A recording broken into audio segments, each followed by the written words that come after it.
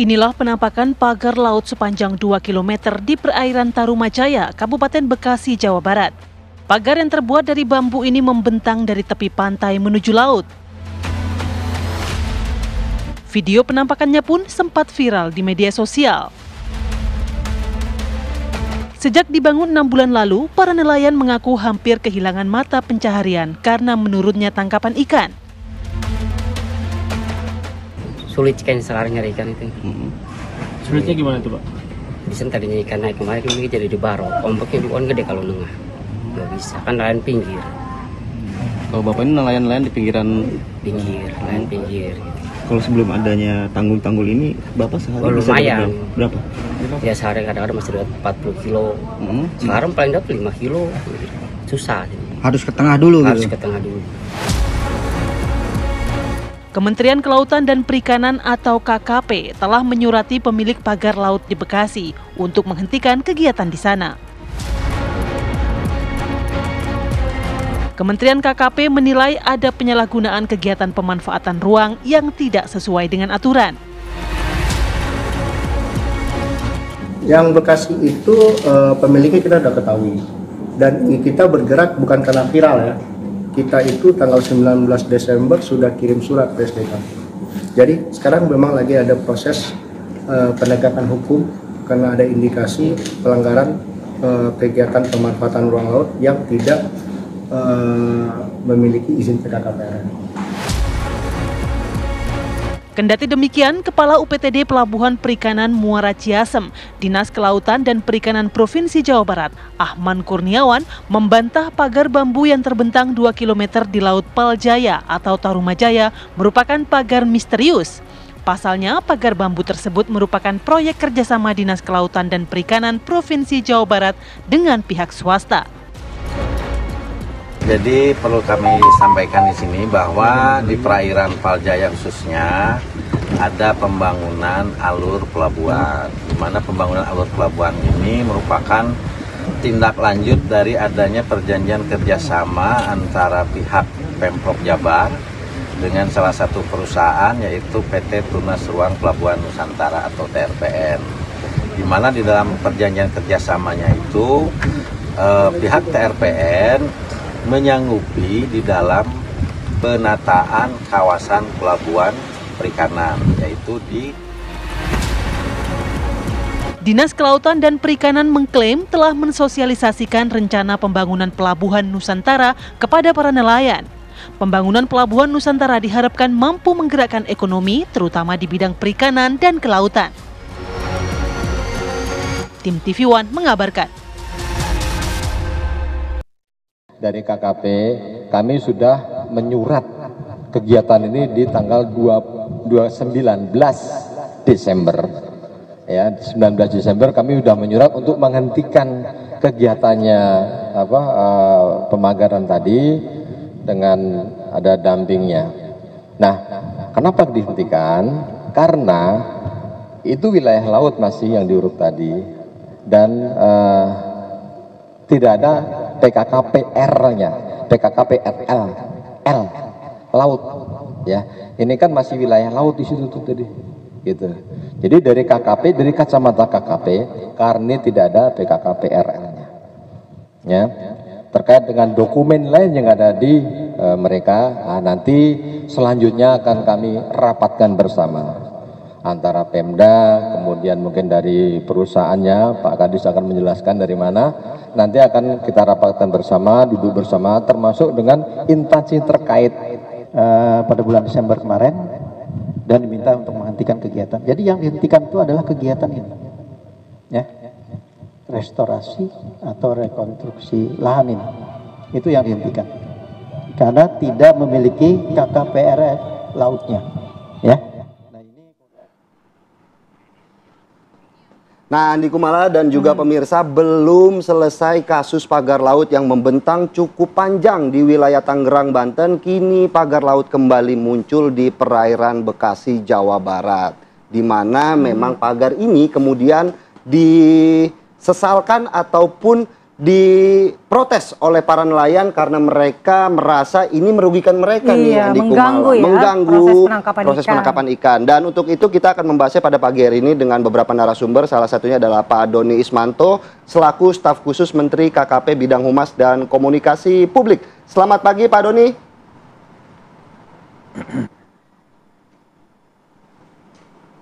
Selamat pagi Pak Doni. Baik Pak Doni, selain Pak Doni juga kita sudah datang langsung ke studio. Salah satu pakar kelautan IPB yaitu Pak Yon Fiter. Selamat pagi Pak Yon. Selamat pagi Mbak Mala dan Mas Philip. Oke, sebelum saya ke Mas Yon, saya mau ke Pak Doni terlebih dahulu Pak. Ini ada kasus serupa yang kini terjadi di perairan Bekasi. Mungkin ada tanggapan ataupun sebenarnya pagar laut ini dibangun di wilayah Bekasi sepanjang 2 km ini untuk apa Pak? Ya, terima kasih. Seperti teman-teman ketahui, yang terjadi di Bekasi adalah pelanggaran pemanfaatan ruang laut yang tidak memiliki izin, dalam hal ini persetujuan kesesuaian kegiatan pemanfaatan ruang laut atau PKKPRL sesuai amanah dari Undang-Undang Cipta Kerja. PKKPRL ini sesuai amanah Undang-Undang Cipta Kerja, sesuai PP 21, semua pemanfaatan ruang laut yang menetap dan lebih dari 30 hari itu harus memiliki KKPRL. KKPRL ini kesesuaiannya itu salah satunya dengan mengecek sesuai zona dari RT RW pemerintah daerah setempat.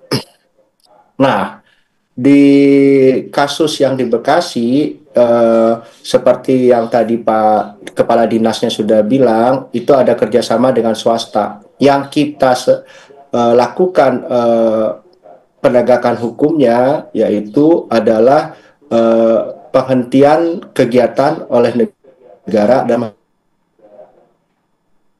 menemukan ada wilayah laut yang harusnya memiliki PKKPRL, tapi yang keluar adalah KKPR darat atau KKPR-nya darat, padahal itu laut. Jadi dari 24 tahun kita track pencitraan satelit, daerah yang diklaim di darat itu tidak pernah darat, tapi adalah laut. Nah, karena itu sesuai dengan Undang-Undang CK, kita minta masalah hak atas tanah yang di laut itu ditinjau kembali dan disesuaikan dengan regulasi yang berlaku. Itu satu. Nah, yang kedua yang pengen saya kasih tahu di sini, mereka itu kan ada di dalam zona yang ditetapkan oleh Perda Provinsi Jawa Barat nomor 9 tahun 2022 tentang RT RW Jawa Barat tahun 2022 sampai 2042. Nah, di zona-zona yang mereka akan melakukan kawasan industri perikanan dan terminal khusus itu ada yang cakupannya zona pengelolaan energi ada di situ, zona pelabuhan perikanan di situ, dan zona pelabuhan laut di situ. Nah, jadi ada yang di daerah perairannya itu yang tidak punya PKKPRL itu ada sebagian itu masuk ke zona pengelolaan energi, di mana sekitar 200 sampai 300 meter dari dekat situ di zona yang mau mereka kembangkan lagi di reklamasi itu, di situ ada objek vital nasional milik PLN Nusantara Power.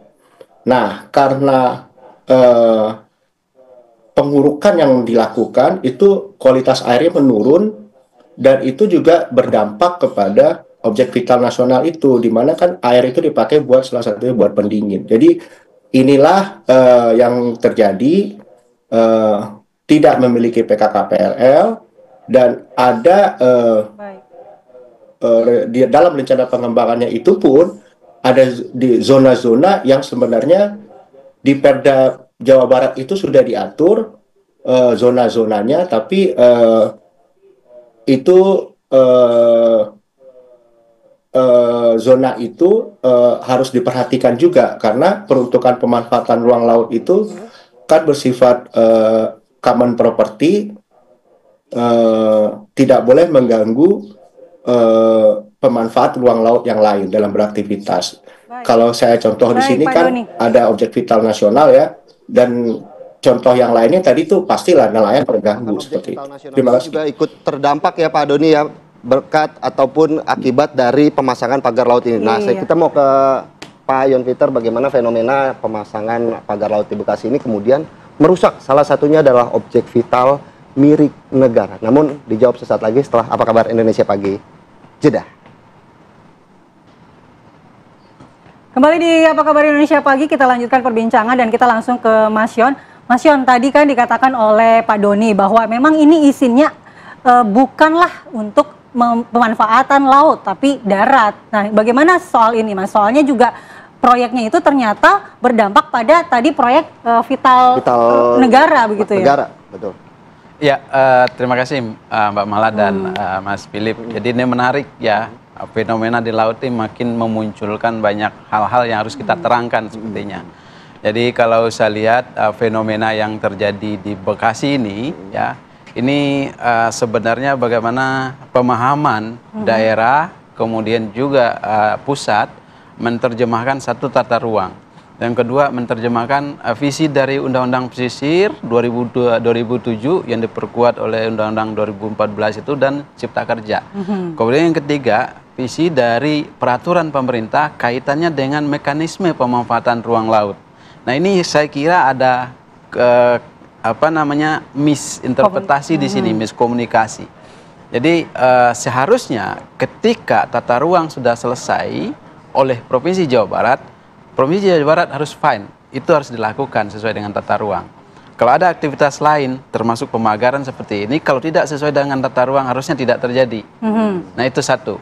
Dan kemudian pusat KKP dalam hal ini dia akan memberikan izin PKKPRL ketika ada rencana pemanfaatan ruang laut untuk pelabuhan, alur dan sebagainya seperti yang dibicarakan, dan kemudian ada tambahan pagar itu, ya. Nah, kalau itu diketahui dari awal, maka KKP akan memutuskan ini layak atau tidak. Nah, kemudian polemiknya bertambah dan berkembang ketika ada yang namanya izin yang diberikan oleh tata ruang, agraria dan tata ruang terhadap ruang laut. Nah, ini dua rezim yang berbeda. Saya ingin mengkritisi di sini, Mas Philip dan Mbak Mala ya. Setelah Undang-Undang Cipta Kerja atau setelah Undang-Undang Pesisir direvisi tahun 2014, tahun 2016 muncul Peraturan Menteri nomor 17, Peraturan Menteri ATR BPN nomor 17 tahun 2016 yang menyebutkan bahwa pemanfaatan ruang laut, pemanfaatan agraria, ya, hak atas tanah itu bisa diberikan pada wilayah 0 sampai 12 mil. 0 sampai 12 mil itu air, Mas Philip. Ya, air. Jadi tanahnya di mana? Di bawah. Di bawah air. Nah, ini yang bisa memicu interpretasi yang berbeda. Sehingga kita berpikir bahwa dasar laut itu juga agraria yang bisa diberikan sertifikat. Nah, kalau saya berpikir ini peraturan menteri ini nggak perlu ada nih. Sehingga tidak munculkan interpretasi di level daerah, di level dinas agraria dan tata ruang, sehingga kemudian tidak keluar sertifikat itu. Berarti pada dasarnya sertifikat ini adalah selama berada di air itu tidak boleh atau tidak boleh? Seharusnya tidak. Seharusnya ada sertifikat air tidak ya? Boleh. Tidak, harusnya tidak. Mungkin Mas Philip ingat bagaimana kejadian di Wakatobi yang dialami oleh Pak Jokowi waktu itu, memberikan sertifikat kepada masyarakat untuk bangunan di atas air. Ini juga bagian rezim yang salah paham. Karena bangunan di atas air adalah bagian dari bangunan laut yang hanya boleh diberikan izin, tidak sertifikasi. Nah, akhirnya kan Pak Menteri ganti menterinya sendiri tuh, udah tuh. Akhirnya Pak Hadi, mantan Panglima TNI, jadi Menteri Agraria dan Tata Ruang. Ini mekanisme yang kemudian membuat pemerintah sendiri terlihat tidak konsisten. Nah, gitu. kalau untuk proyek-proyek reklamasi semacam itu memang aturannya harusnya seperti apa, Mas? Kalau menggunakan laut yang direklamasi itu kan seperti apa? Iya, nah itu harus ada dulu di tata ruangnya Bu Mala. Jadi setelah Pak Mala nanti misalnya ingin mereklamasi, ada nggak di tata ruangnya? Kalau ada di tata ruang, berarti boleh mengajukan izin reklamasi. Nah nanti setelah izin reklamasi dikeluarkan, maka ada izin lingkungan lagi.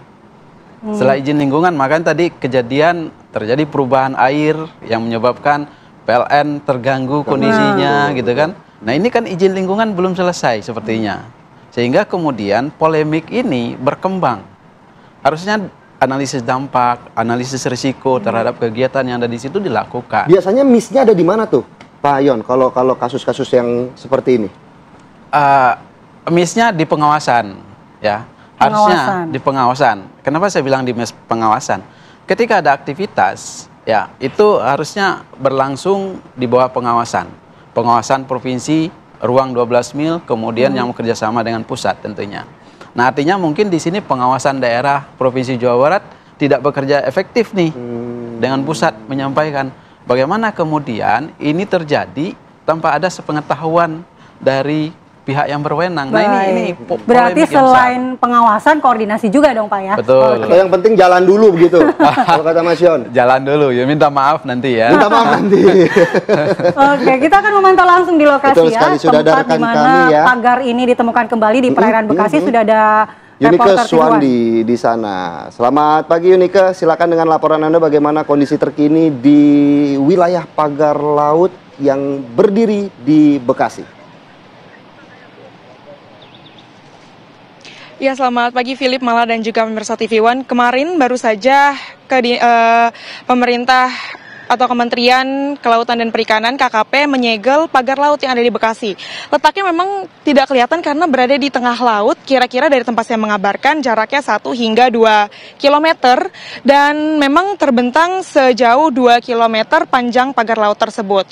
Nah ini sebenarnya memang masih ada ketidaksinkronisasian antara KKP ataupun pusat dengan DKP ataupun dari Dinas Kelautan dan Perikanan. Dan ada juga yang mengatakan bahwa adanya pembangunan ini justru malah berdampak buruk karena menghalangi para nelayan yang ingin mencari ikan seperti itu. Nah, untuk mendengarkan langsung dampak dari adanya pagar laut tersebut, saya akan mengajak pemirsa TV One untuk berbicara langsung dengan salah satu nelayan yang ada di sini. Selamat pagi, Pak. Selamat pagi, Bu. Bapak izin kita boleh berdiri sebentar buat kita berbincang. Sebelumnya dengan Pak siapa? Pak Arsa.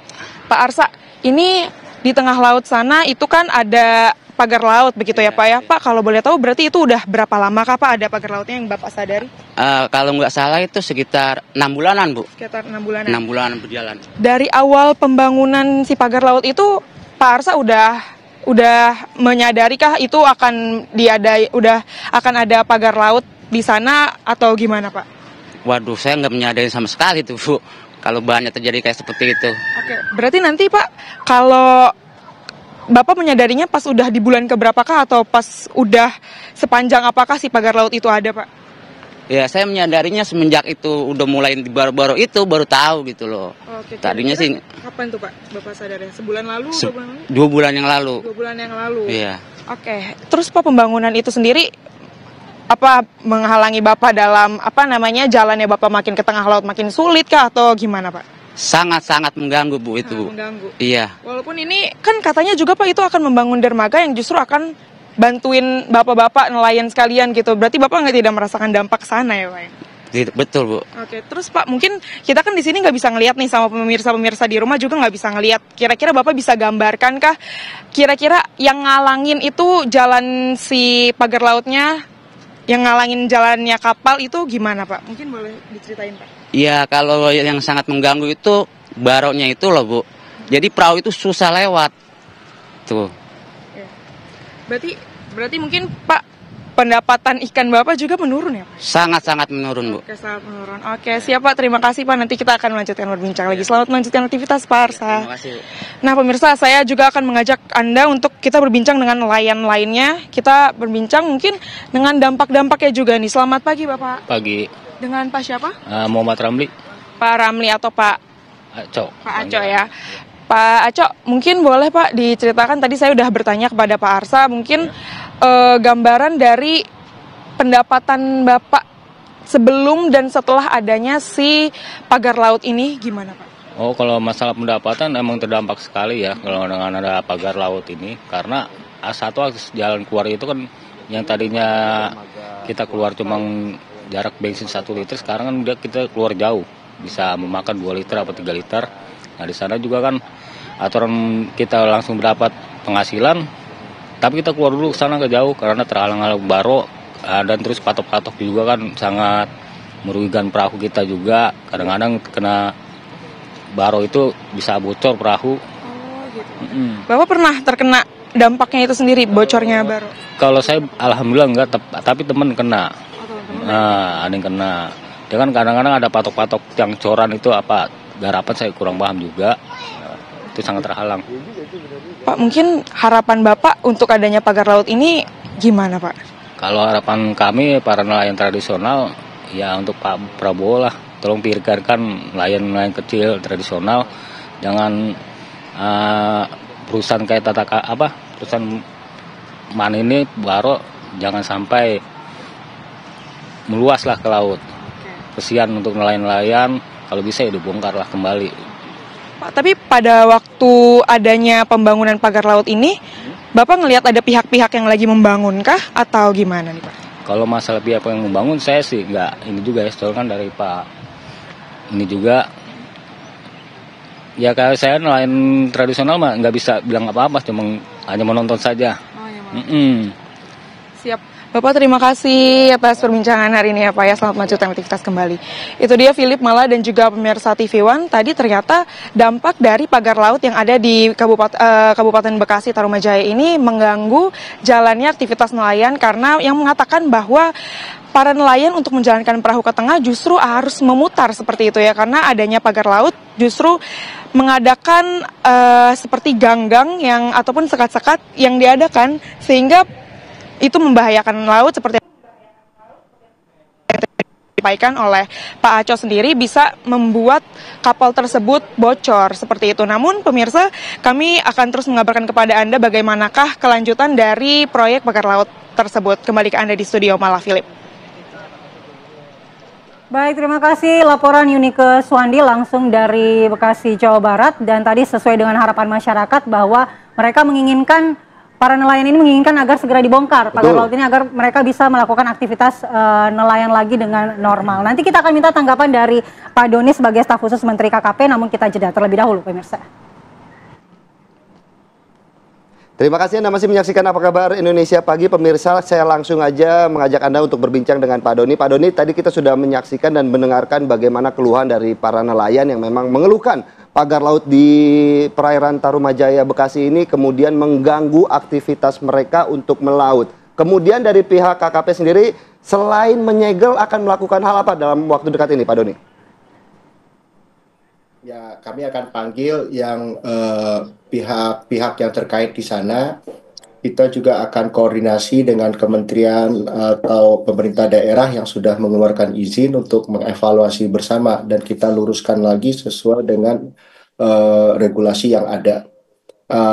Salah satunya KKPRL itu kan untuk menyatakan kesesuaian dan tujuan pemanfaatan.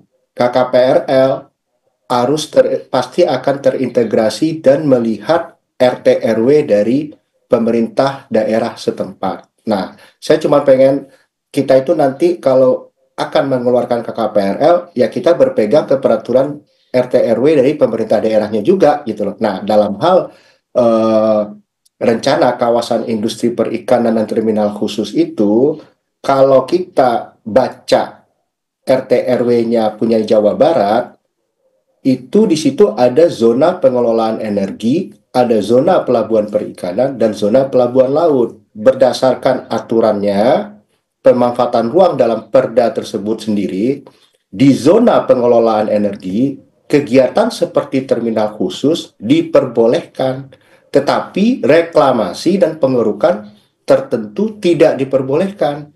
Di zona pelabuhan laut dan zona pelabuhan perikanan, kegiatan seperti pembangunan industri terintegrasi, terminal khusus, reklamasi, dan pengurukan diperbolehkan dengan persyaratan mendapatkan izin terlebih dahulu. Nah, kita karena kita pemerintah, kita berpegang kepada aturan yang dibuat sendiri.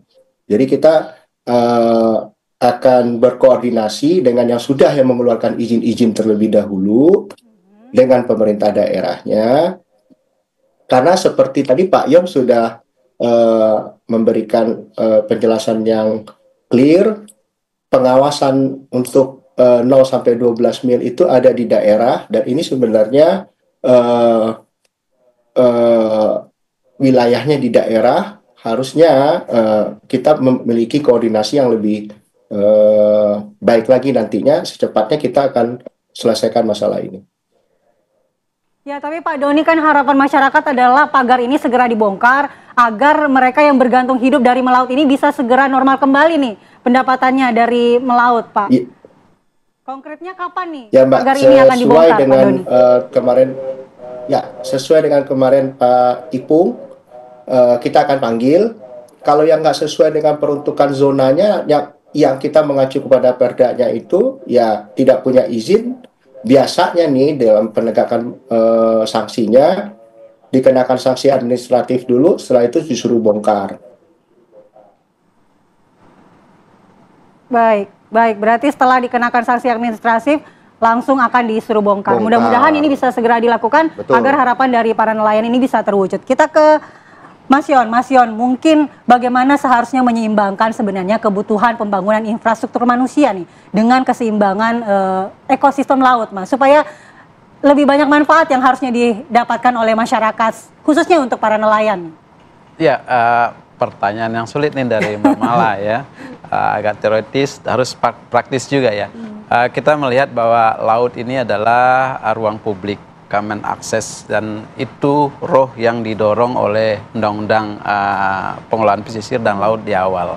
Jadi kita ingin masyarakat mendapatkan kesempatan, masyarakat dengan berbagai varian pekerjaan di pesisir itu, mulai dari penangkap, budidaya, pariwisata, mereka harus punya akses tuh terhadap sumber daya yang ada di situ.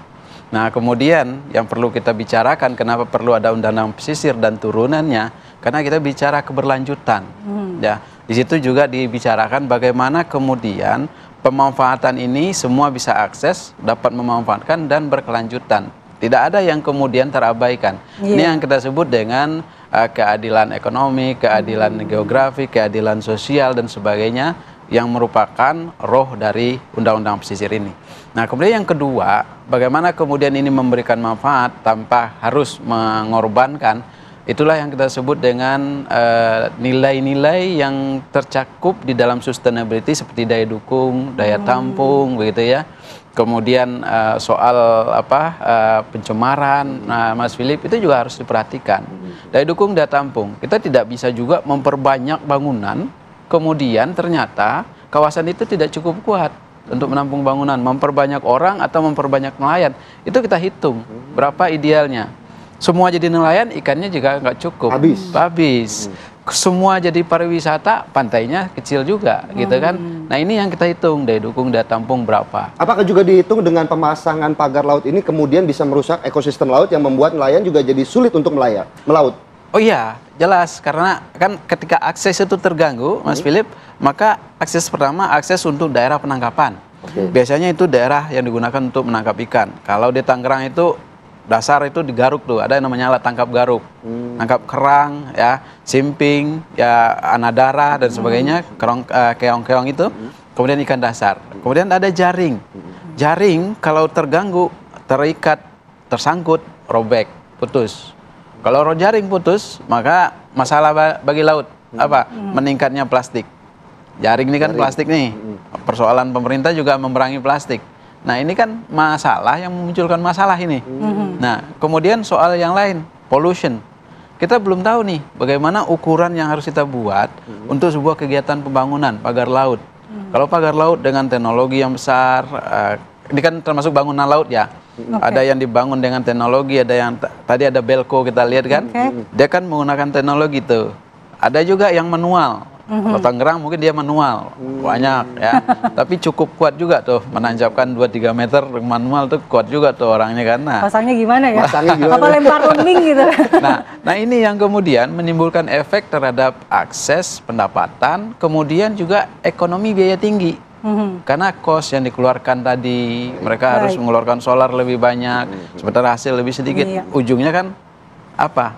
Kemiskinan tetap.